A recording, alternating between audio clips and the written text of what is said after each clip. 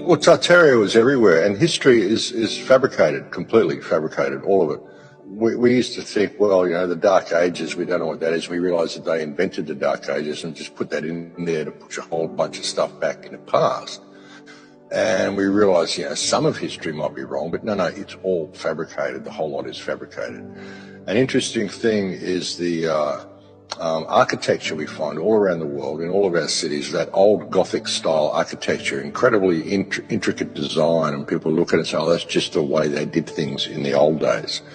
A lot of those buildings, they're so beautiful, the design of those buildings is so beautiful. And think about it, if we lived in a feudal culture, if we lived in a culture where you had to go out and work for a living and earn a wage in order to pay to be alive, you would never have had the time or the inclination to construct buildings that look like that and function in the way they did. These buildings were created as artistic statements. I mean, they were functional, they were power sources, they were generators. They used to generate their own free electricity, all sorts of things. But they were constructed in such a way that the beauty was a part of it. You just wanted to celebrate what you were creating. We don't do that sort of stuff anymore.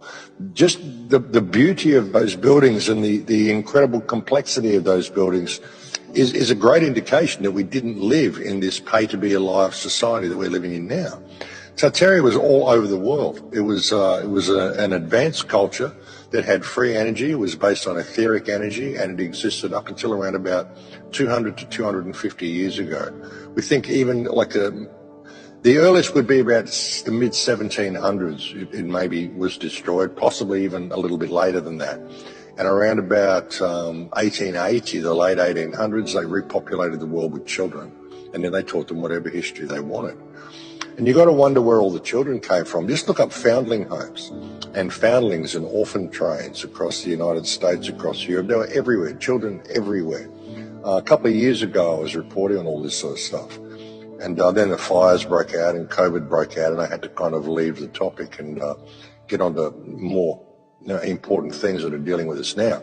But they repopulated the world with children in the late 1800s. They were literally having, they had amusement parks where they had babies on display. They had baby raffles in Paris in 1915, trains of orphans going across the country, across the United States, orphans being sent out to Australia, New Zealand, Africa, just repopulated the whole world with children and then taught them whatever history they wanted.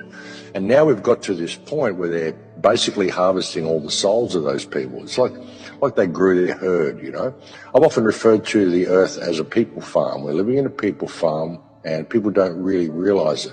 I think of each country as its own separate pen, and what they've done now at the end is it's harvest time and they're stock taking. They've closed all their pens, they're doing their stock take, and they're harvesting all those souls that they can get, leading them into the mainframe. And it's a natural progression from what happened in Tartaria. I mean, this would be the complete loss of human consciousness if they were able to lead us in there and actually able to get away with this. It will be the end of humanity.